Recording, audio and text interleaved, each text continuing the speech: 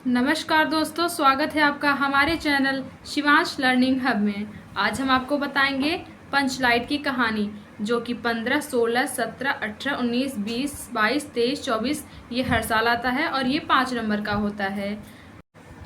तो चलिए शुरू करते हैं। पंचलाइट फणीश्वर नाथ रेणु की एक श्रेष्ठ आंचलिक कहानी है। कहानी में किसी अंचल विशेष का वर्णन किया गया है। प्रस्तुत कहानी का कथानक ग्रामीण जीवन पर केंद्रित है। कहानी का सारांश इस प्रकार है। कहानी में संबंध गांव अनेकों टोलों में विभाजित है। हर टोले में एक अलग पंचायत है। प्रत्येक टोले की अपनी जाजिम, दरी, गैस, लालटेन, पेट्रोमैक्स की अलग अलग व्यवस्था होती है। महतो टोलों वाले इस बार मेले में एक नई पंचलाइट गैस बत्ती खरीद कर लाए हैं। रात को कीर्तन, गीत आदि का आयोजन किया गया है, किंतु लालटेन जलाना पूरे टोले में किसी को भी नहीं आता था। फलस्वरूप अन्य टोलों के सदस्य उनकी हंसी उड़ाने लगे। बात अब महतो टोले वालों की प्रतिष्ठा की बन गई। किसी अन्य टोले वाले से वे अपनी पंचलाइट कैसे जलवाएं? ऐसा करने में वे अपने टोले की बेइज्जती मानते हैं। टोले की गुलरी काकी की बेटी मुनरी यह जानती थी उसका प्रेमी गोधन पंचलाइट जलाना जानता है। गोधन को गली में सिनेमा का गाना गाने के कारण जाति से ही अलग कर दिया गया था।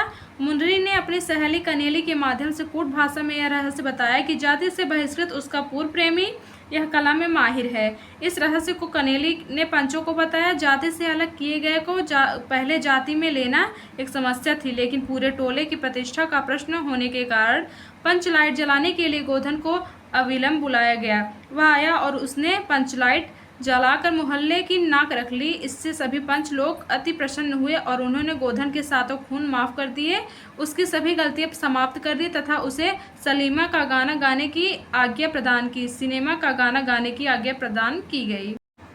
पंचलाइट जली, कीर्तन हुआ तथा सभी ने गोधन की मुक्त कंठ से प्रशंसा की। गुलरी काकी ने भी गोधन को उस रात भोजन पर निमंत्रित किया। इससे गोधन एवं मुनरी की गुप्त प्रीति पर भी जैसे समाज की मुहर लग गई। इस प्रकार यह कहानी अपनी आंचलिकता हेतु प्रसिद्ध है, जहाँ पंचलाइट भी अति महत्वपूर्ण है, जो आंचलिकता की छाप से रोचक बन पड़ी है। पंचलाइट कहानी का उद्देश्य लिखिए। उत्तर: पंचलाइट कहानी में श्री फणीश्वर नाथ रेणु बदलते ग्रामीण समाज की एक झांकी प्रस्तुत करना चाहते हैं। भारत का ग्रामीण समाज आज तक भी टोलों और कबीलों में बटा है। किस प्रकार ग्रामीण समाज विकास में आगे नहीं बढ़ पा रहा तथा अति महत्वहीन रूढ़ियों और परंपराओं में उलझा हुआ है, इस तथ्य को उजागर करना भी रेणु जी का उद्देश्य है। लेखक का उद्देश्य गांव की अशिक्षा, ज्ञानता तथा रूढ़िवादिता को प्रकट करना है। ग्रामीणों की अपनी समस्याएं हैं। गांव में एकता नहीं, टोलों में बट गए हैं। लोगों ने परस्पर ईर्ष्या और द्वेष है। वर्णवाद, जाति बिरादरीवाद और ऊंच नीच की भावना ग्रामीणों के रक्त में रम गई हैं। अंधविश्वासों ने गहरी जड़ जमा ली है। ग्रामीण जीवन की इन सब समस्याओं को इस कहानी में उठाया गया है और शिक्षा का प्रचार कर तथा ग्राम सुधार की भावना को जगाकर इन समस्याओं का समाधान खोजने के लिए पाठकों को प्रेरित करना इस कहानी का मूल उद्देश्य है। प्रस्तुत कहानी में लेखक अपने उद्देश्य को मार्मिकता से पाठकों के हृदय पर अंकित कर देता है।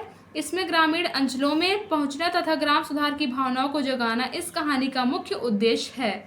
इस उद्देश्य की पूर्ति में कहानीकार को पर्याप्त सफलता मिली है।